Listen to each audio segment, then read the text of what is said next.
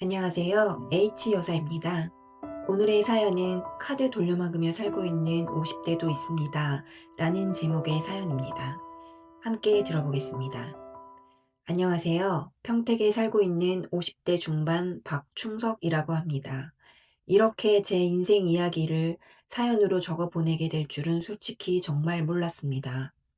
저는 좋은 집안에서 태어난 사람도 아니고 머리가 좋다거나 남들보다 뛰어난 재주가 있는 사람도 아니었습니다.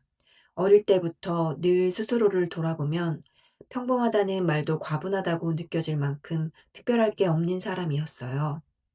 그래도 하나만큼은 자신 있었습니다. 남들보다 조금 더 참고 조금 더 오래 버티는 성실함이요. 20살 무렵 고등학교를 졸업하자마자 마트 안에 있던 작은 정육점에 취직했습니다. 선택지가 많지 않았습니다. 집 형편도 넉넉하지 않았고 당장 돈을 벌어야 했으니까요. 새벽 5시면 알람이 울렸습니다. 비몽사몽한 상태로 일어나 버스를 타고 마트로 향했죠. 가게 문을 열자마자 냉장고 문부터 열고 고기 상태를 확인하고 칼을 갈았습니다. 하루 종일 고기를 손질하다 보면 손끝이 얼얼해 감각이 사라질 때도 많았습니다. 고기 비린내요? 그건 하루 이틀 지나니 그냥 제 냄새가 되더군요.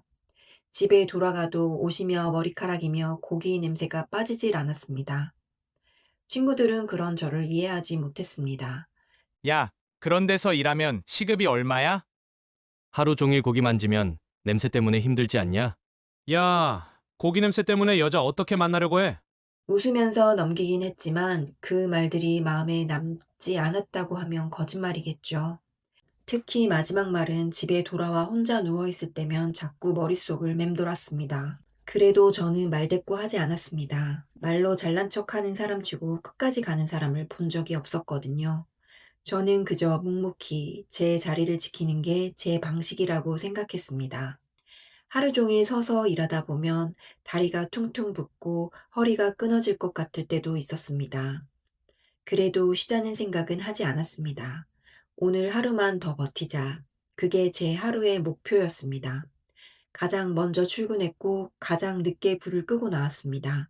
다른 직원들이 퇴근한 뒤에도 바닥을 한 번 더 닦고 냉장고 정리를 다시 했습니다. 누가 시킨 건 아니었어요.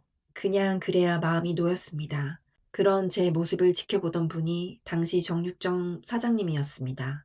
말수가 많은 분은 아니었지만 제가 어떤 태도로 일하는지는 늘 지켜보고 계셨던 것 같아요. 어느 날 퇴근 무렵 사장님이 조용히 부르시던군요. 중서가, 너 분점 한번 해볼 생각 없냐? 그 말을 들었을 때 심장이 덜컥 내려앉는 느낌이었습니다. 제가요. 제가 사장을요?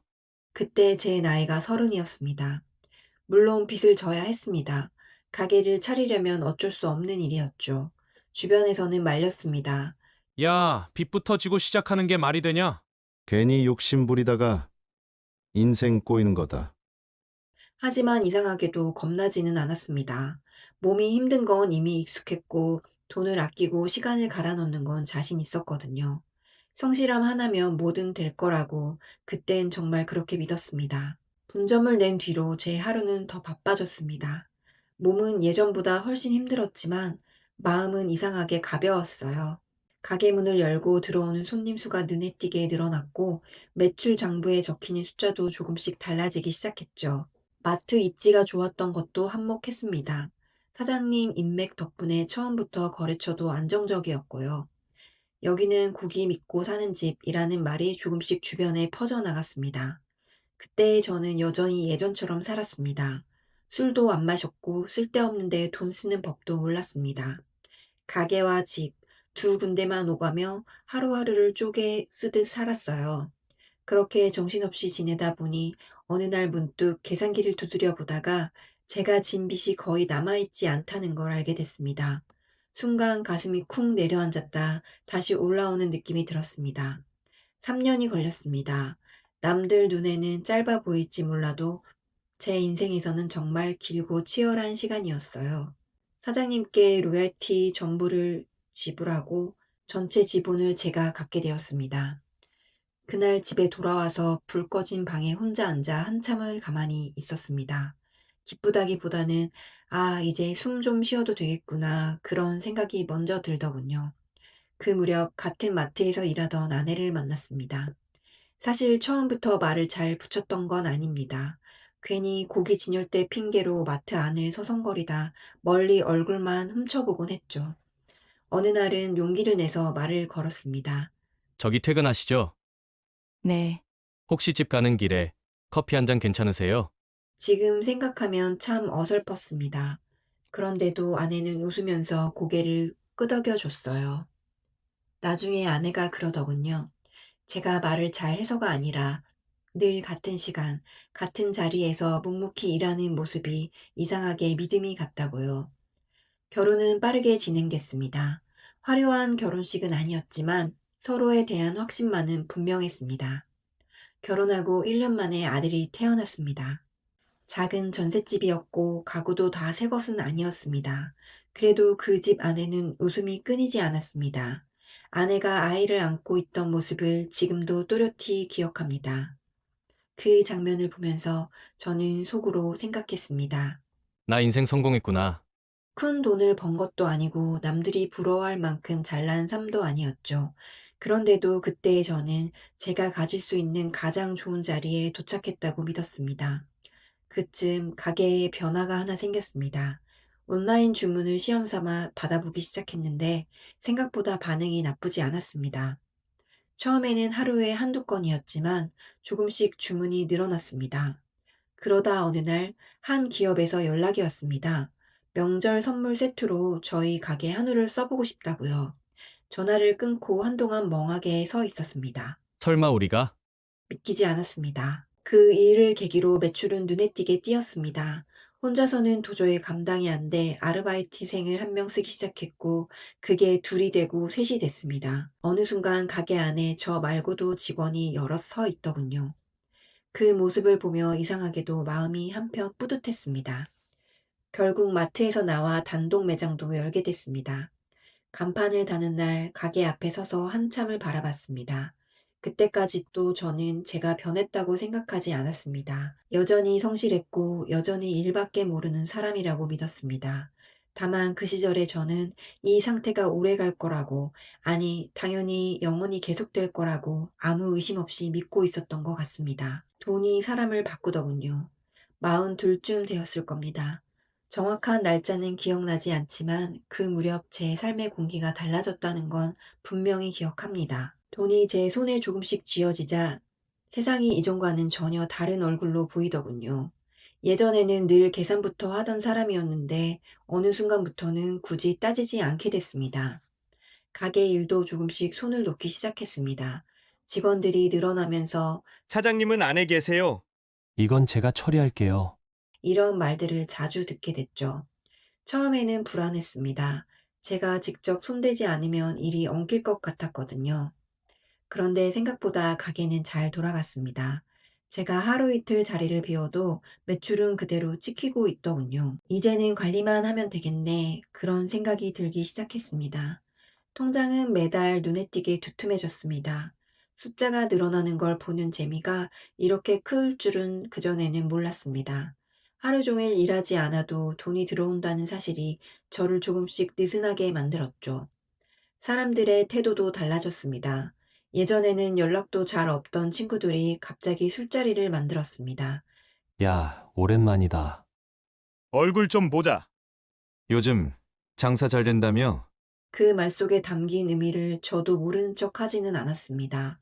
술자리에 나가면 자연스럽게 제가 상석에 앉게 됐고, 계산대 앞에서도 아무도 말리지 않았습니다. 오늘은 내가 낼게. 그 말을 하고 카드를 내미는 순간 주변 시선이 제 쪽으로 모이는 게 느껴졌습니다. 그 눈빛이 솔직히 말하면 좋았습니다. 예전에 저를 대수롭지 않게 보던 친구들도 저를 다시 보게 됐다는 느낌이었으니까요. 그때부터였습니다. 조금씩, 아주 조금씩 제 씀씀이가 달라지기 시작한 게요. 처음엔 회식 자리였습니다. 이 정도는 괜찮지. 그 다음엔 평소엔 가지 않던 술집이었고, 나중에는 메뉴판 가격을 보지 않게 됐습니다. 어느 날은 친구가 그러더군요. 야, 너 완전 잘 나가는 사장님 봤다. 그 말을 듣고 웃어 넘겼지만 속으로는 괜히 기분이 좋았습니다. 그래. 나도 이제 그런 사람이 됐구나. 이런 생각이 들었죠. 외제차 전시장에 들어간 것도 그 무렵이었습니다. 살 생각까지는 아니었습니다. 그냥 구경만 해보자는 마음이었죠. 직원이 다가와 말했습니다. 대표님, 한번 타보시겠습니까? 운전석에 앉는 순간 이상하게도 세상이 제 발밑에 있는 느낌이 들었습니다. 그날 집에 돌아오는 길에 제 차 핸들을 괜히 한 번 더 꽉 쥐었습니다. 명품 시계도 마찬가지였습니다. 시간을 보기 위한 물건이 아니라 제 위치를 보여주는 표시 같았어요. 이 정도는 누려도 되지 않나? 그렇게 스스로를 설득했습니다. 성실하게 살아온 보상이라고 이 정도 여유는 당연하다고 말이죠. 그때 저는 아직도 스스로를 성실한 사람이라고 생각하고 있었습니다. 다만 성공한 성실한 사람일 뿐이라고요. 하지만 지금 돌아보면 그건 착각이었습니다. 그 시절에 저는 더 이상 묵묵히 버티는 사람이 아니었습니다. 이미 마음속 어딘가에서는 남들과 비교하고 남들 위에 서 있다는 기분을 즐기고 있었죠. 어느새 제 마음속에는 거만함이 가득 차 있었죠. 그때는 세상이 참 쉽다고 생각했었습니다. 그래서 모든 게 어쩌면 우습게 보였을지도 모르겠습니다. 그 무렵 알게 된 사람이 하 사장이라는 형님이었습니다. 핸드폰 매장을 몇 개나 운영하는 분이었는데 돈도 많고 사람도 좋아서 주변에 늘 사람이 끊이지 않았습니다. 처음에는 골프장에서 인사를 나눈 정도였습니다. 같은 조에서 몇 번 마주치다 보니 자연스럽게 말도 트고 라운딩 끝나고 식사 자리도 같이 하게 됐죠. 형님은 늘 여유가 있었습니다. 시간도 돈도 말투도요. 충석이는 딱 봐도 돈이 붙는 얼굴이야. 아닙니다. 그냥 운이 좀 좋았을 뿐입니다. 운도 실력이야. 아무나 못 잡아.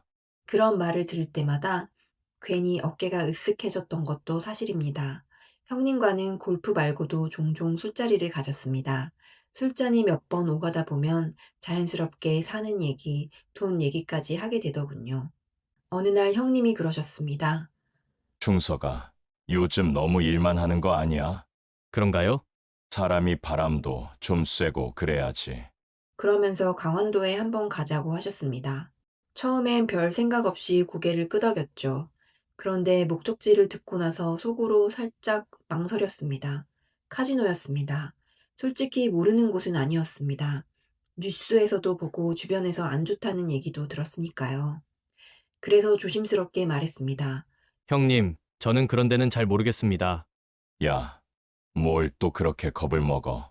그냥 구경만 하는 거야. 재미삼아 구경만. 그 말이 이상하게 마음에 걸리면서도 또 한편으로는 한 번쯤은 괜찮지 않을까 그런 생각이 들었습니다. 그때 저는 이미 웬만한 일에는 겁을 내지 않는 사람이 되어 있었으니까요. 그렇게 따라간 강원도의 밤은 제가 알던 세상과는 전혀 달랐습니다. 불빛은 화려했고 사람들의 얼굴에는 묘한 긴장과 기대가 섞여 있었습니다. 처음에는 그 분위기에 압도돼 그냥 주변만 둘러봤습니다. 형님이 웃으면서 말하더군요. 충석아, 딱 한 번만 해봐. 이건 연습 게임이야. 돈 크게 걸 필요도 없어. 당시 있던 돈은 300만 원이었습니다. 정말 아무 생각 없이 잃어도 괜찮다고 생각할 수 있는 금액이라고 스스로를 설득하며 자리에 앉았습니다. 그런데 이상한 일이 벌어졌습니다. 한 번 이기고 또다시 이겼습니다. 숫자가 바뀔 때마다 제 심장 박동이 점점 빨라졌습니다. 손이 떨려 칩을 제대로 잡기도 힘들었어요. 정신을 차려보니 눈앞에 쌓인 돈이 제가 처음 앉았을 때와는 비교도 안 되게 불어나 있었습니다. 형님, 이게 맞습니까? 야, 너 오늘 운 제대로 탔네. 그날 저는 300만 원으로 3천만 원 가까운 돈을 손에 쥐었습니다. 말도 안 되는 일이었죠. 지금 생각해도 현실감이 없습니다. 자리를 떠나면서도 머리가 멍했습니다. 기쁘다기보다는 온몸이 얼얼한 느낌이었습니다.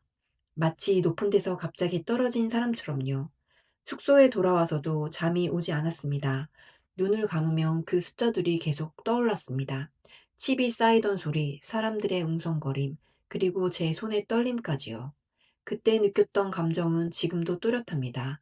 통쾌했고 짜릿했고 무엇보다 세상을 내가 이긴 것 같은 기분이 들었습니다. 집으로 돌아온 후에도 그 장면이 계속 떠올랐습니다.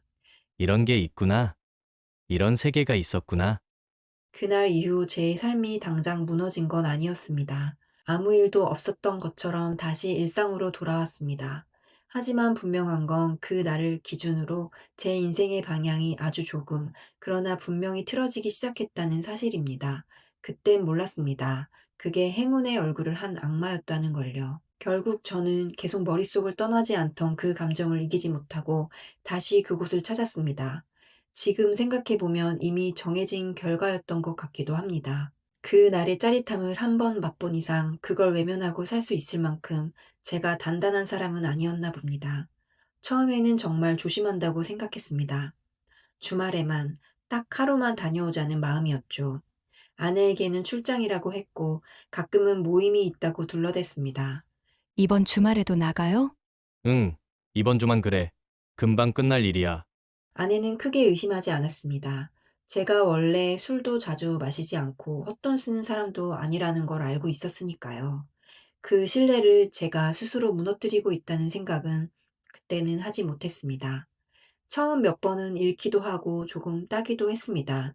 그럴 때마다 아직 괜찮다, 이 정도면 조절하고 있다, 스스로를 그렇게 설득했죠. 하지만 점점 시간이 늘어났습니다. 2박 3일이 됐고 어느새 일주일이 됐습니다. 보름 가까이 집에 들어가지 않은 적도 있었죠. 이상하게도 집에 돌아오면 마음이 불편했고 그곳에 있으면 오히려 편했습니다. 시간 가는 줄 모르고 세상과 단절된 느낌이 들었거든요. 초심자의 행운은 정말 딱 한 번이더군요. 그 뒤로 계속 잃기만 했습니다. 처음에는 조금만 더 하면 된다. 그 다음에는 이번 판만 복구하면 그만두자. 그런 말들을 혼잣말처럼 반복했습니다. 잃은 돈을 되찾고 싶다는 생각이 어느 순간부터 돈보다 더 큰 집착이 되었습니다. 그래서 베팅 금액은 점점 커졌고 잃는 액수도 눈덩이처럼 불어났습니다. 집을 담보로 대출을 받았을 때도 저는 스스로를 이렇게 설득했습니다. 이건 빚이 아니라 잠깐 쓰는 자금이다. 다시 채워 넣으면 된다. 그 다음에는 결국 회사 돈에도 손을 대게 됐습니다. 그때 저는 정말 제정신이 아니었습니다. 이성이 아니라 오직 다음 판만 보고 움직이고 있었죠. 집에 전화를 걸면 아내의 목소리가 점점 달라졌습니다. 어디에요, 지금? 왜 이렇게 연락이 안 돼요? 저는 짜증부터 냈습니다. 일 때문에 바쁜 거 알잖아. 괜히 예민하게 굴지 마. 지금 생각하면 차마 얼굴을 들 수 없는 말들도 많이 했습니다. 정말 아내에게 못쓸 짓을 많이 했습니다. 여기에는 다 적을 수 없을 만큼요.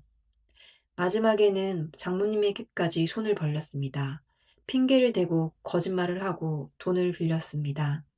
사업이 잠깐 어려워서요. 곧 정리됩니다. 그 말들을 하면서도 속이 타들어갔습니다. 죄책감에 괴로웠고 밤마다 잠을 설쳤습니다. 그런데도 멈추지는 못했습니다. 거짓말은 또 다른 거짓말을 불러왔고 그럴수록 아내와 장모님은 더 힘들어했습니다. 그 사실을 알면서도 저는 계속 그 선택을 반복했습니다. 결국 이혼을 하게 됐습니다. 그날 집을 나서던 아내의 뒷모습을 저는 아직도 잊지 못합니다.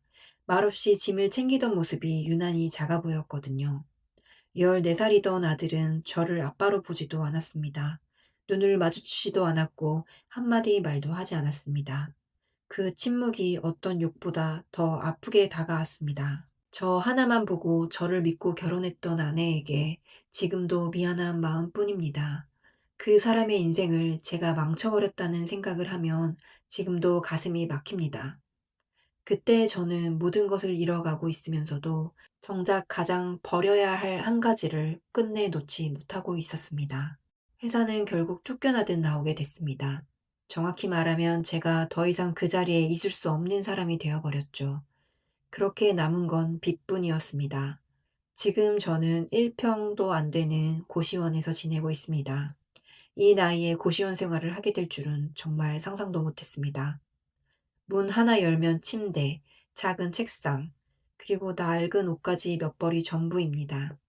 처음 이곳에 들어왔을 때 그래도 잠만 잘 수 있으면 되지 그렇게 생각했습니다. 그런데 막상 살아보니 이곳은 잠조차 편히 잘 수 있는 곳이 아니더군요. 술에 취해 새벽마다 소리를 지르는 사람, 혼잣말을 중얼거리며 밤에 벽을 두드리는 사람, 사소한 일로 복도를 오가며 싸우는 사람들까지 정말 별별 모습을 다 보게 됩니다. 저도 한때는 그 사람들 중 하나였을지 모른다는 생각이 들어 가끔은 숨이 막힙니다. 얼마 전까지 카드 돌려막기로 어떻게든 버텨보려 했습니다. 이번 달만 넘기면 괜찮아질 것 같았고, 다음 달엔 뭔가 달라질 것 같았거든요. 하지만 결국 카드도 전부 막혔습니다. 지금은 친구들에게 빌린 돈으로 하루하루를 버티고 있습니다. 돈 많을 때는 그렇게 많던 친구들이 이제는 전화를 받지도 않습니다. 문자를 보내도 답이 없고 가끔 연결돼도 지금은 좀 어렵다는 말만 돌아옵니다. 당연한 거겠죠. 제가 그 입장이었어도 같은 선택을 했을 겁니다. 얼마 전에는 병원에서 당뇨 진단도 받았습니다. 의사는 식단 관리도 하고 몸을 챙겨야 한다고 했습니다. 술은 끊으셔야 하고요. 규칙적으로 드셔야 합니다. 그 말을 듣고 고개를 끄덕이면서도 속으로는 씁쓸했습니다. 라면 하나로 끼니를 때우는 삶에서 몸을 챙기라는 말이 참 멀게 느껴졌거든요. 요즘 같은 겨울에는 고시원 밤이 유난히 춥습니다. 이불을 뒤집어 쓰고 자다가 숨을 내쉴 때 입김이 나오는 걸 보면 괜히 웃음이 나옵니다. 내가 여기까지 왔구나 하는 생각이 들면서요. 라면을 끓여 먹고 작은 휴대폰 화면으로 유튜브를 보는 시간이 요즘 제 하루 중 가장 편한 시간입니다. 아무 생각도 하지 않아도 되고 그냥 흘려보내도 되니까요. 그런데 가끔은 제가 무섭습니다. 다시 그때로 돌아갈까 봐요. 다시 그곳을 떠올리고 다시 한 번만이라는 생각을 하게 될까 봐 스스로가 두렵습니다. 그래서 요즘은 교회를 다니기 시작했습니다. 특별한 이유가 있는 건 아닙니다. 그냥 무언가에라도 기대고 싶었습니다. 예배가 끝나고 조용히 앉아 있으면 괜히 눈물이 날 때도 있습니다. 누가 뭐라고 하지 않아도 제가 저 자신에게 너무 많은 걸 잃어버렸다는 게 그제야 느껴지거든요.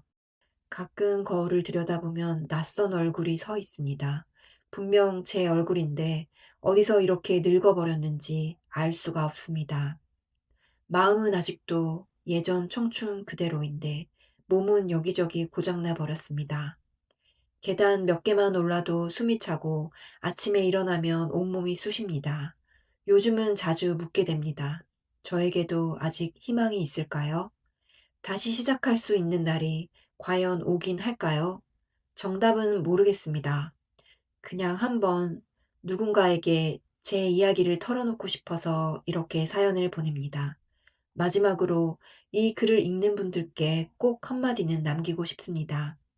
카지노에는 절대 호기심으로라도 발을 들이지 마세요. 한 번 빠지면 정말로 헤어나오기 어렵습니다. 제가 그 증거입니다. 오늘 이야기 어떻게 들으셨나요? 사연을 보낸 분은 특별히 나쁜 선택만 해온 사람도 아니었고 처음부터 잘못된 길을 걷던 사람도 아니었습니다.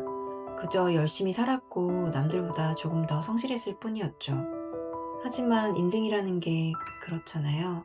단 한 번의 방심, 단 한 번의 호기심이 그동안 쌓아올린 걸 한꺼번에 무너뜨리기도 하는 것 같아요.